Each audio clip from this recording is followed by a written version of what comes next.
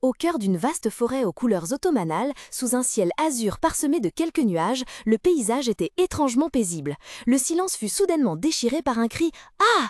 Une silhouette vêtue de sombre fut projetée en arrière. Immédiatement après, un guerrier en armure complète fut également repoussé, ne parvenant qu'à s'écrier « Aïe !» dans un étonnement mêlé de surprise. Tandis qu'il roulait sur le sol, un autre cri paniqué « Orgue !» retentit au loin, là où leur dernier coéquipier, un mage, avait aussi été vaincu. Le responsable de tout ce chaos apparut enfin. Un singe en armure, coiffé d'un casque de fer, brandissait une banane qui ressemblait à une lame. Il laissa échapper un léger sifflement. Qui puis éclata d'un rire jubilatoire et fou, kik, frappant le sol du pied avec un air triomphant. Au milieu de la pagaille, une seule joueuse restait debout. Une jeune femme encapuchonnée, serrant un poignard, le regard perçant et inébranlable. Le singe se tut soudainement, son attention désormais entièrement rivée sur la silhouette qui venait d'apparaître, annonçant un affrontement décisif. Un rire moqueur, kikik, résonna sournoisement. Un singe, dans son armure rapiécée, pèle joyeusement une banane qu'il s'apprête à jeter au sol. Cependant, une voix glaciale, pleine de menaces mortelles, surgit soudainement de derrière. Le singe sursauta, regarda vers le bas, confus, et marmonna un « Euki » inachevé. De l'ombre de sa capuche, Irkan leva les yeux avec un sourire dément. Il prononça lentement ces mots d'une voix pleine de menaces. « Je t'ai trouvé.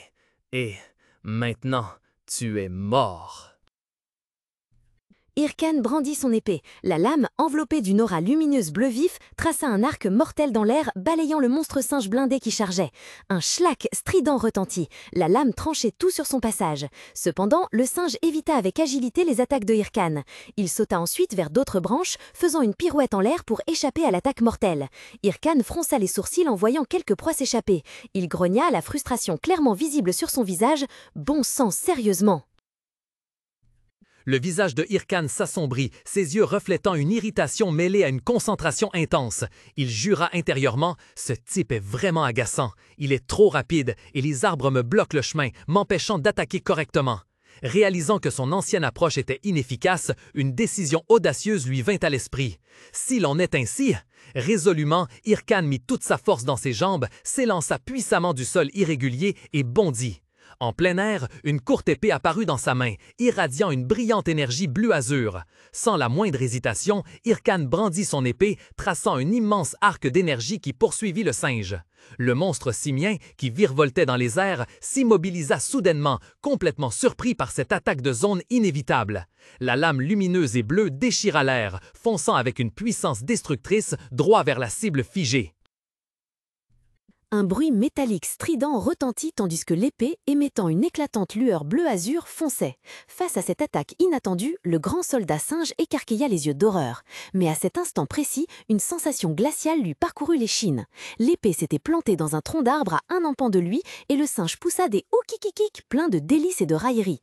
Au sol, Irkan se tenait droit devant. Sa main tendue, sa voix froide comme la glace, il révéla tout le cruel stratagème. L'épée n'était qu'un leurre enfoiré. Sous le contrôle d'Irkan, le gigantesque golem de pierre activa le mode copie. Une intense énergie magique bleue jaillit, enveloppant son corps colossal. Avec un rugissement assourdissant, le golem lança une attaque dévastatrice. Des coups de poing enveloppés de lumière bleue s'abattirent sans relâche, écrasant tout sur leur passage. Arbres brisés, roches pulvérisées volaient dans une rage terrifiante. Au cœur de la destruction, le pauvre singe cuirassé n'eut aucune chance de résister, submergé par une puissance absolue. Irkan atterrit doucement sur une grande branche d'arbre proche. Il se tint stable, observant silencieusement le fruit de son travail d'en haut. En dessous, au milieu des décombres, gisait le corps du singe cuirassé. Une fenêtre de système bleu apparut devant lui, annonçant « Vous avez obtenu le titre de premier chasseur de singes cuirassés ». Un sourire satisfait apparut sur le visage d'Irkan. « Magnifique » murmura-t-il. Irkan contemplait le trophée en forme de crâne rayonnant d'une lumière bleue et mystérieuse dans sa paume. Un sourire froid et confiant se dessinait sur ses lèvres. « Il est temps d'en chasser d'autres », déclara-t-il, ses yeux brillant d'une détermination farouche. Pendant ce temps, dans un endroit totalement différent, l'ambiance était tout l'opposé. Les flashs d'une multitude d'appareils photo professionnels crépitaient sans relâche, créant une scène éblouissante et bruyante. Au milieu d'un grand hall majestueux et somptueux, Matador Chev et Chirou descendaient avec dignité le grand escalier tapissé de rouge. La foule de journalistes se bousculait, brandissant leurs appareils photo et criant d'excitation. « S'il vous plaît, regardez par ici, de ce côté aussi !» Des acclamations résonnaient dans toute la salle. « C'est Chev de la guilde Red Bulls et Chirou de la guilde Thunder Hunters. Félicitations à vous deux pour avoir brillamment terminé le raid du boss final du premier chapitre !» Au milieu de la foule, un journaliste s'est rapidement frayé un chemin, pointant un micro vers Chirou et demandant à la hâte « Reine du tonnerre, aimeriez-vous partager quelque chose ?» Chirou, qui souriait et saluait de la main, marqua un léger arrêt, son sourire devenant un peu forcé face à la question inattendue. Chirou sourit chastement. « Je pense que cette fois, nous avons eu beaucoup de chance, dit-elle d'une voix humble mais résolue. Nous continuerons à faire des efforts pour obtenir de bons résultats à l'avenir. » Dès qu'elle eut fini de parler, son sourire s'effaça. Sa main gantée de fer se serra légèrement. Ses yeux s'ouvrirent. Un éclat froid et calculateur s'y reflétait. Un changement intérieur que personne ne soupçonnait. Alors qu'elles marchaient toutes deux dans le vaste couloir, Owi, le visage rougi d'admiration, lui accrocha joyeusement le bras. « Sœur Chirou, tu es vraiment la meilleure. Je pensais que c'en était fini de nous quand la dernière vague de monstres est arrivée, mais tu as fondu seule et vaincu ce conte corrompu. » « J'ai juste eu de la chance, » répondit Chirou calmement, son regard inébranlable. « Nous n'aurions pas pu y arriver sans l'aide du groupe Red Bulls. » Pourtant, au plus profond d'elle-même, son regard devint plus déterminé que jamais, tourné vers un objectif unique, remporter la victoire absolue. Dans l'esprit de Chirou, l'image d'Irkan avec le masque Aoe et un sourire glacial apparut, son corps entier rayonnant d'une aura magique d'un bleu profond. Elle déclara fermement « Nous avons besoin de ses compétences ». De retour à la réalité, dans la luxueuse pièce, Chirou ordonna d'un ton résolu « Owi, contacte Hachi ». Owi se retourna, son visage affichant un mélange de surprise et de dégoût. « Quoi? Pourquoi auriez-vous besoin de cet échec ?» Fatigué, Chirou porta une main à son front, réprima un soupir et son regard devint plus sévère que jamais en expliquant « Il y a quelque chose que nous devons traquer ». Au même instant, dans une forêt dévastée, un bruit strident retentit, alors que l'équipement dans la main d'Irkan se brisait en morceaux. Une fenêtre de notification système apparut juste devant ses yeux.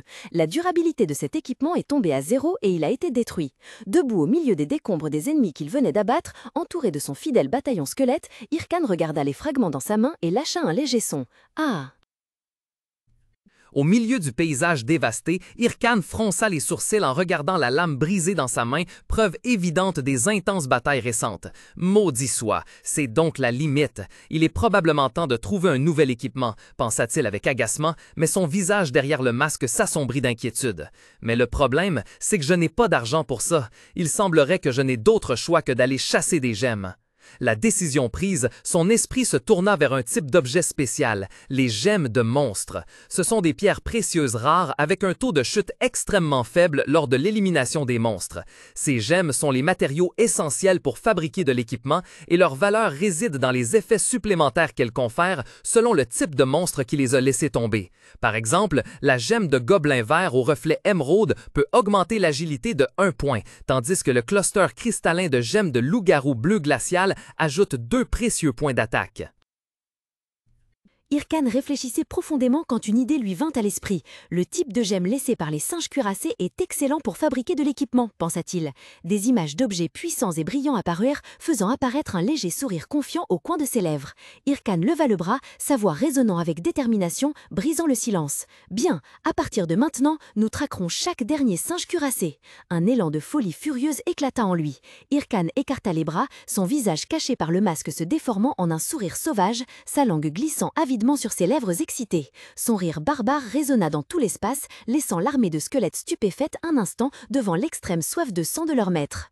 9 heures plus tard, sous la capuche, le visage d'Irkan était maintenant émacié et pâle. Ses yeux étaient grands ouverts, remplis d'une horreur et d'un désespoir extrême. Il marmonna, hébété, dans l'amère défaite, « Ça ne tombe pas !» Au milieu de la forêt décharnée, une montagne de cadavres de monstres s'entassait, créant une vision terrifiante. Irkan regarda avec impatience, murmurant « Ça aurait dû tomber, non ?» Sa patience semblait épuisée. Il s'agenouilla, les yeux grands ouverts et obsédés, tendant les mains comme s'il cherchait désespérément quelque chose. L'armée de squelettes restait immobile derrière, observant silencieusement leur maître. Irkan murmura à lui-même, la voix teintée de folie « Non, il n'en manque peut-être qu'un de plus. Oui, juste un de plus suffira. » Hé! Un cri fort et soudain retentit, interrompant les pensées d'Irkan. Il leva la tête en sursaut et la première chose qui frappa ses yeux fut une botte blindée d'un rouge cramoisi dressée juste devant lui. D'en haut, une voix froide résonna derrière le casque fermé d'un joueur inconnu. Son corps entier était drapé dans une armure rouge et noire splendide, dégageant une aura écrasante. « Tu dois être le masque à eau. » Irkan fut stupéfait. Il abaissa légèrement le bord de sa capuche, révélant une partie de son masque et ses yeux perçants plissés. Une série de pensées traversa rapidement son esprit.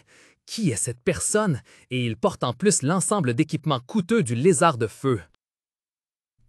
Une silhouette vêtue d'une armure intégrale massive aux couleurs dominantes rouge cramoisi et noir de jet se tenait menaçante. Les yeux d'Irkan, bien que dissimulés derrière le masque de Had, étaient perçants alors qu'il analysait son nouvel adversaire. Il pensa en lui-même « L'épée du héros orc, cela signifie qu'il est au moins de niveau 70, ne me dis pas que c'est l'un d'eux !» Une image fugace traversa l'esprit d'Irkan, celle des individus qu'il ne voulait absolument pas rencontrer, alourdissant encore plus l'atmosphère. L'homme en armure resta immobile, son homme masquant complètement son visage, ne laissant apparaître qu'une gemme rouge écarlate sur son front, clignotant de manière inquiétante. L'espace entier sembla se figer un instant, le silence brisé par une voix grave, résonnant derrière la froide couche de métal. « Mon nom est Quixote. » À peine ces mots prononcés, Quixote rugit, puis effectua une emote caractéristique, tel un super sentai. Au milieu de la forêt baignée de soleil, un claquement métallique sec retentit. C'était Quixote. Il venait de terminer son étrange démonstration d'émote. Quixote déclara d'une voix forte et pleine d'assurance « J'ai entendu dire que tu es plutôt populaire sur YouTube ces temps-ci. Ça veut dire que si je te bats, je le deviendrai aussi. Alors je te défie en duel officiel. » Pour toute réponse à ce défi retentissant, il n'y eut que le silence.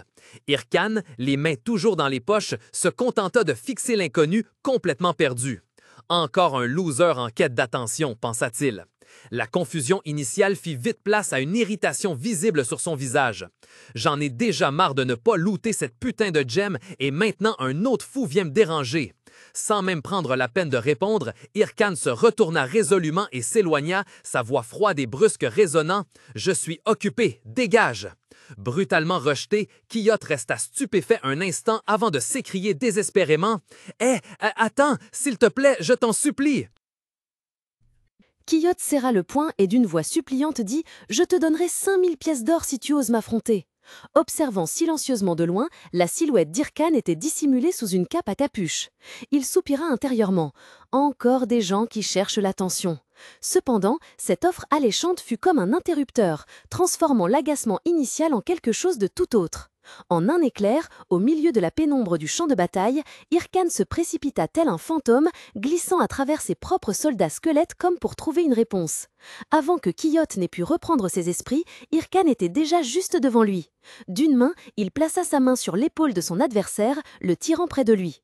Sous le masque de Had, un sourire étincelant, empreint d'une froideur et d'une excitation mordante, apparut. Ses yeux se plissèrent de pur plaisir. « Bienvenue, cher client » murmura Irkan d'une voix doucereuse et pleine de sarcasme. « J'adore les gens comme ça. »